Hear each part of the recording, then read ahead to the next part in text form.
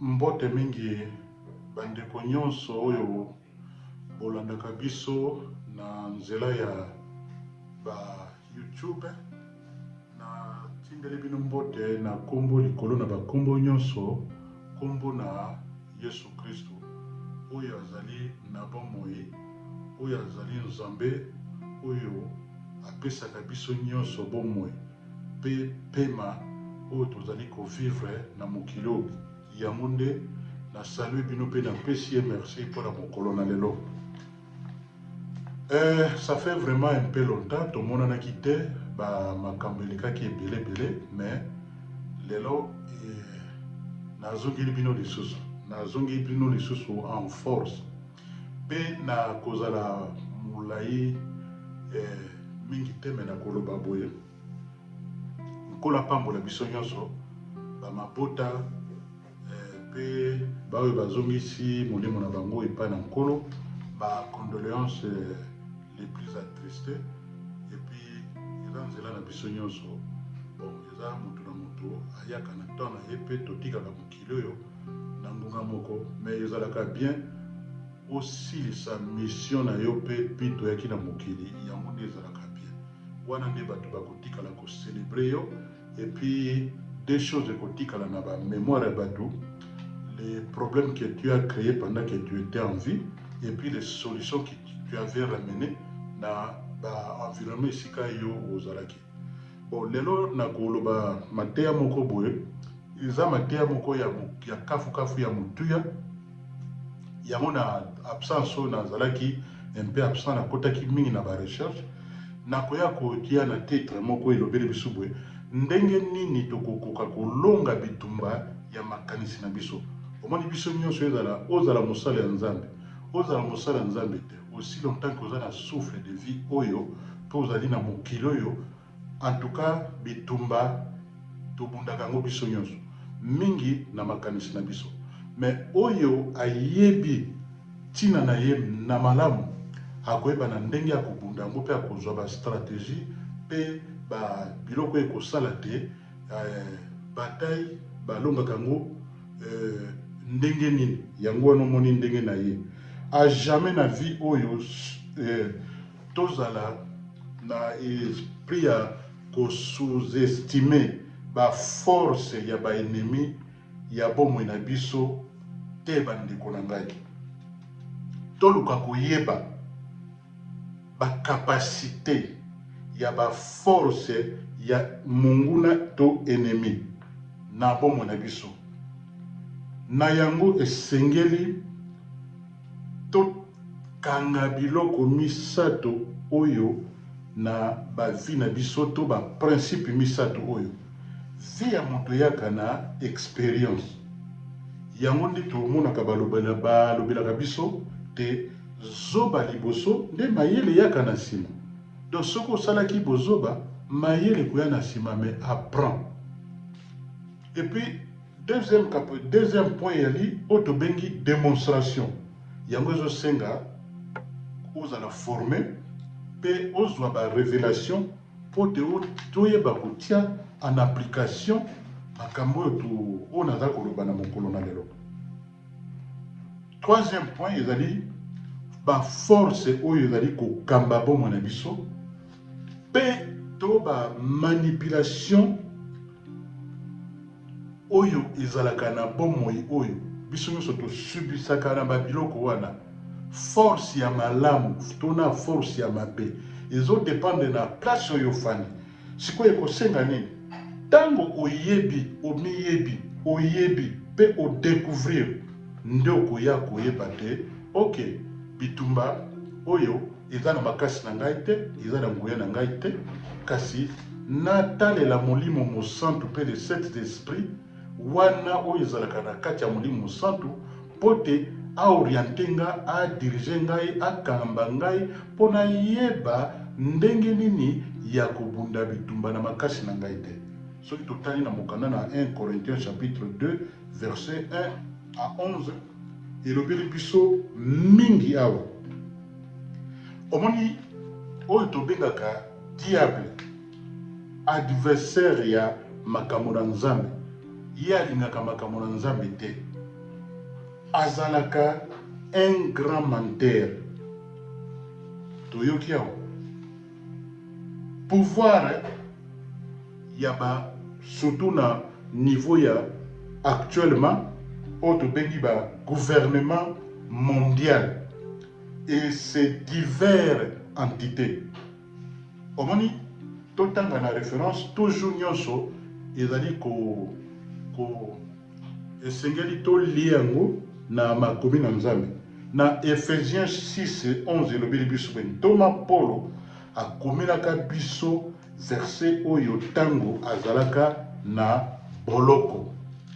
Alobeli biso boy, alobeli boy. Revêtez-vous de toutes les armes de Dieu afin de pouvoir tenir ferme contre les ruses du diable.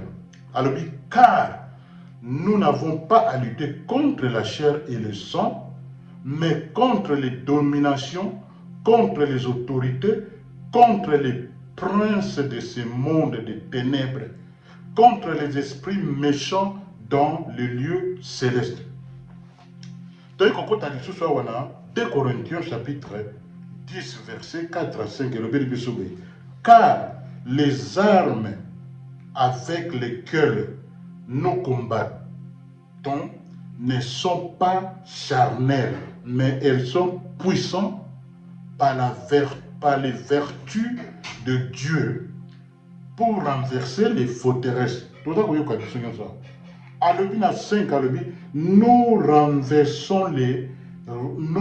renversons les raisonnements et toute hauteur qui s'élève contre la connaissance de Dieu et nous amenons toute pensée captive à l'obéissance de Dieu. Amen. Ce sont les armes que Dieu nous montre. Armes oyo nzambe ye moko azali kolakisa biso. Force divine de détruire toute forme de forteresse. Awa, ezali soki o découvrir ba révélation yo ndeko na ngai okubangaka eloko moko na mokili oyo ata mokete. Totala awa likambo ya les pensées humaines. Toloba to répéter biso nyonso awa. Nazali na force to pouvoir total ya ko détruire toute forme ya makanisi ya ba ennemi ya bomoi na ngai. Pe bazali ata mokete ko exister.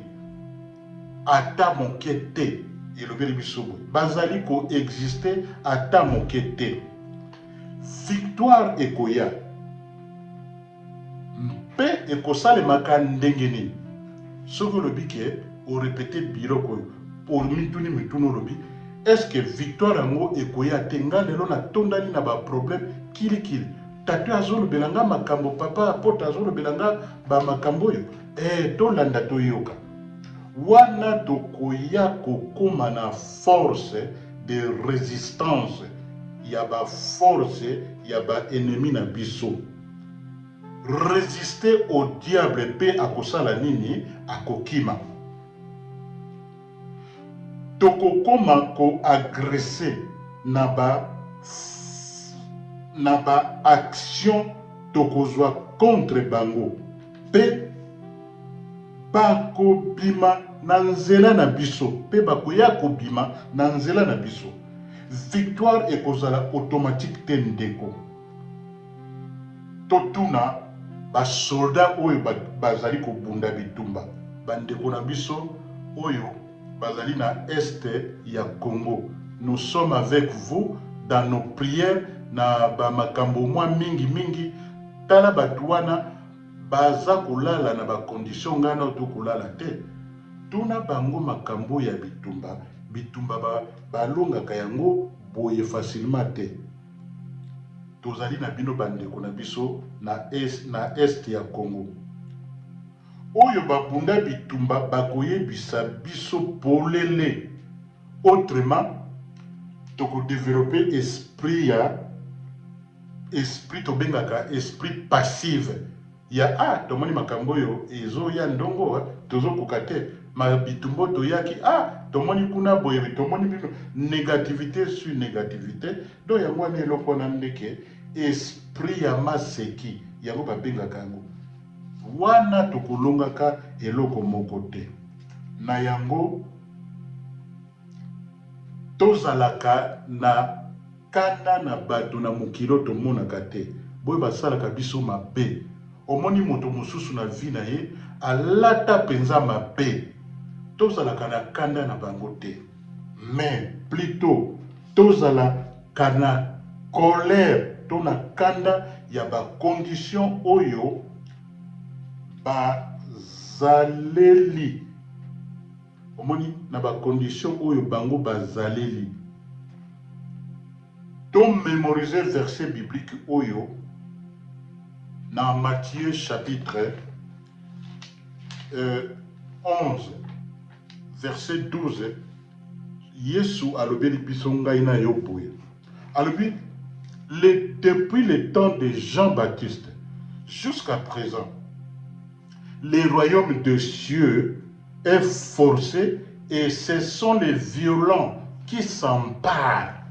Omoni balobi biso polele na makomi na nzambe na 2 Timothée chapitre 1 verset 6 et elobeli biso boye que to revivre cette moto la flamme oyo ezali evandaki kati na biso le don de Dieu en toi nzambe ntango asali yo ndeko atie badon na ye kati na yo na ngai c'est pourquoi je t'exhorte à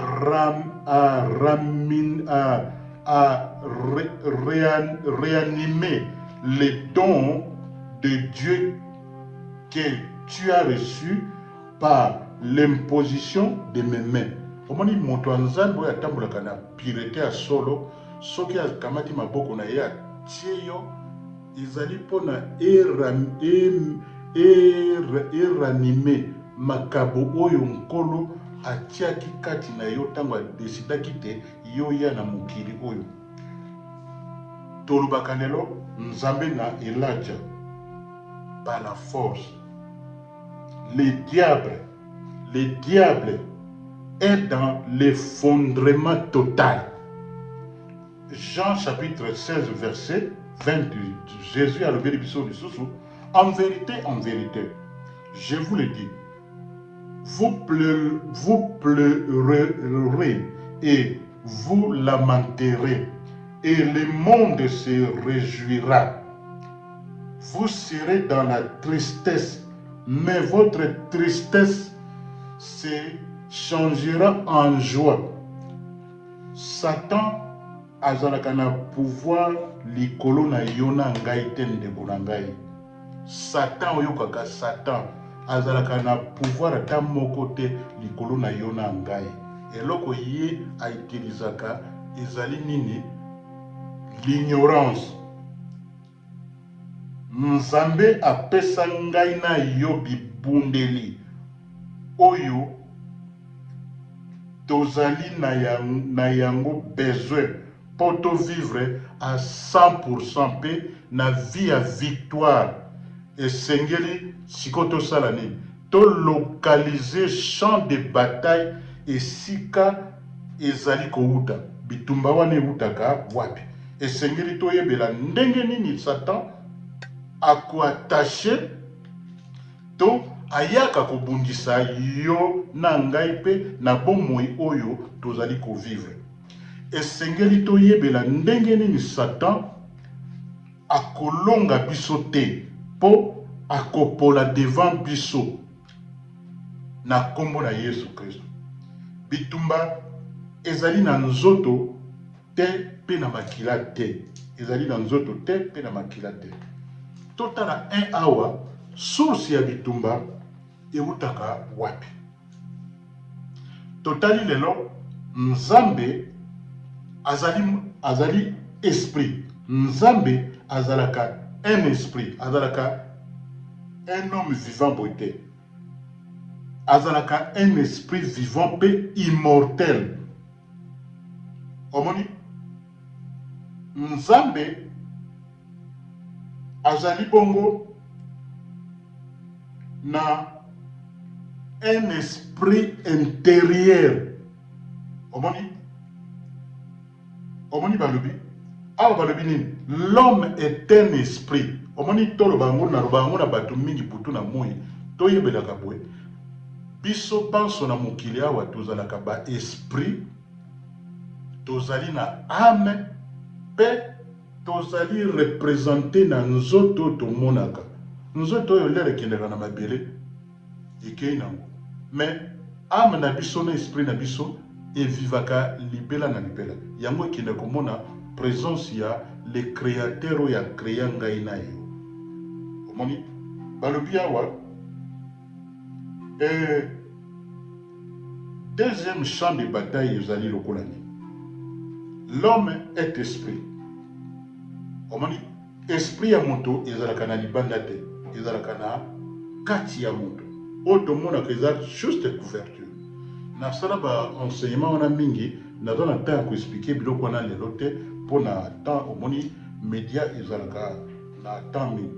Biloko lokola oyo eutaka epai ya diable ezali nini?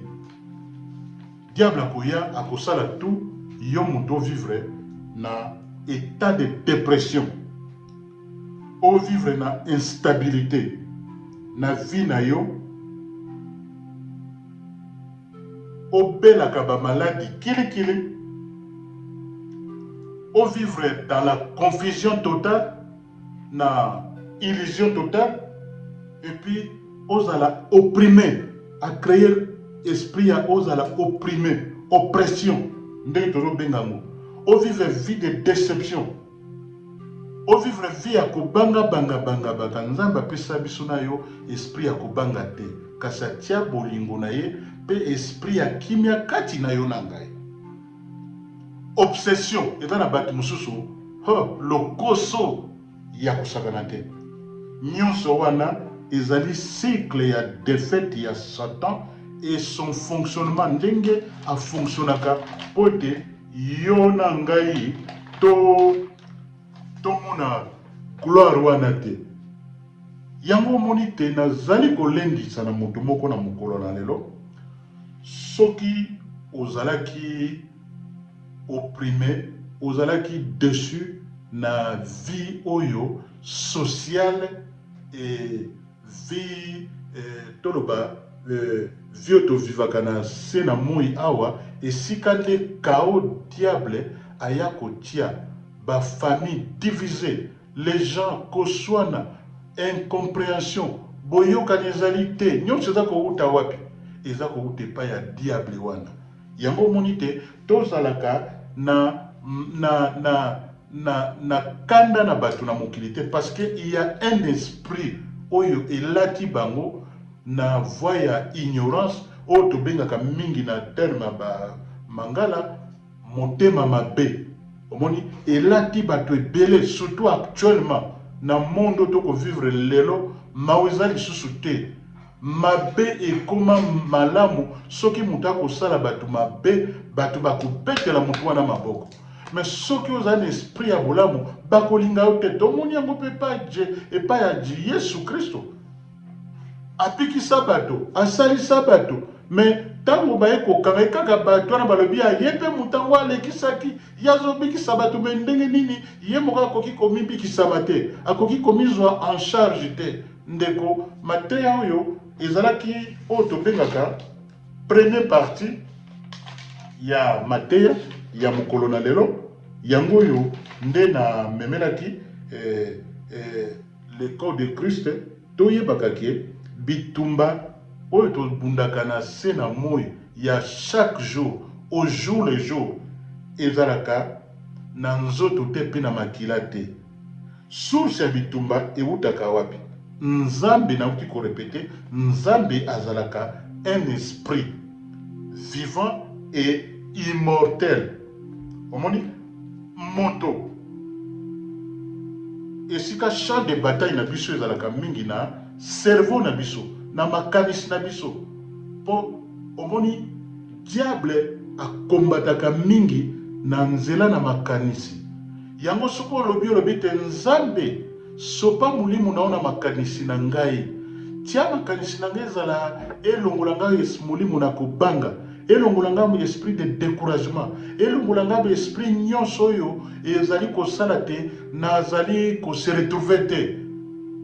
Donc nzambe ntango asalaki yo adesidaki yo na mokili oyo atiaki ntina moko boye. Yango moni mpe esika makambo ya malamu ezalaka bitumba ezalaka ya ebele. Omoni nalobaka eloko moko nalobaka ngo nalobaka ngo mingi te.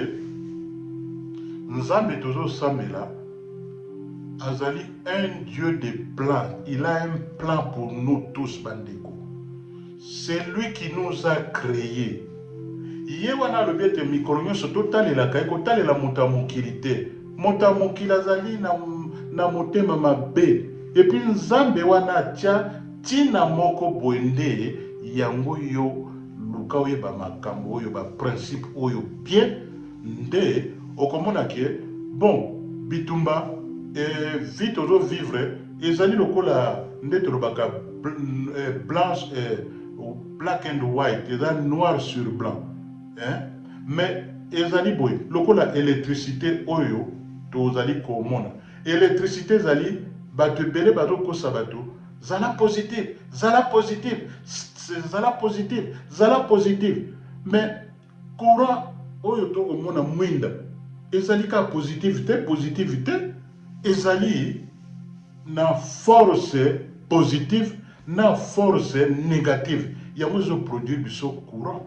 Donc makambo mususu eyaka po oya komiyeba bien esengeli okota na bitumba omona bitumba na nzela na bitumba kolemba te.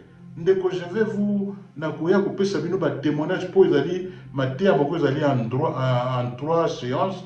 Donc oyo ezali ka juste première partie yango nayaki nango mpo na mokolo na lelo. Je vous salue nalingi bino mingi bokomela ngai bo ba mesana kokoma et puis bo bana ba commenter bo commenter et puis nazali kosenga pe na bandeko na tiri bino loboko bo s'abonner massivement na YouTube na biso chaîne na biso moko omoni na pona na loba na lingala po ezali monoko oyo na ebete majorité des gens des Congolais mingi bayokaka français mais bakomprenaka français malamu te.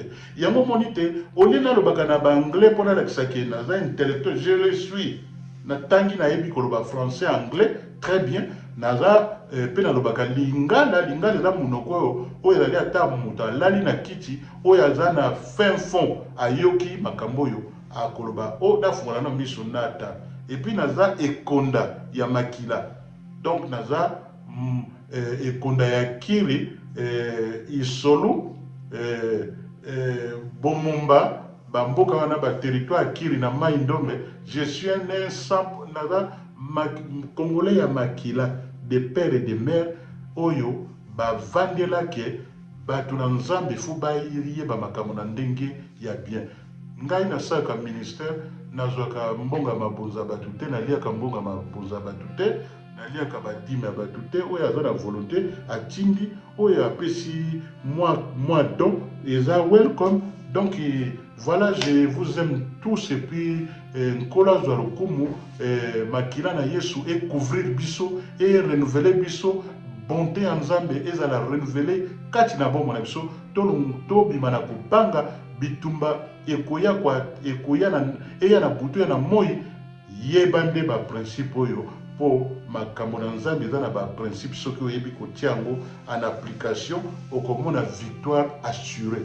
Parce que c'est un Dieu qui t'a créé. Diable a créé qui yote. Diable azali tolo bani akopiaka oyo azali créé interpréter yango na ndenge na ye. Yango ona opesa makambo Nzambe na pireté nango. Oyo azana mato ya koyoka ayoka. Na kombo na Yesu Kristo, je vous aime tous. Amen.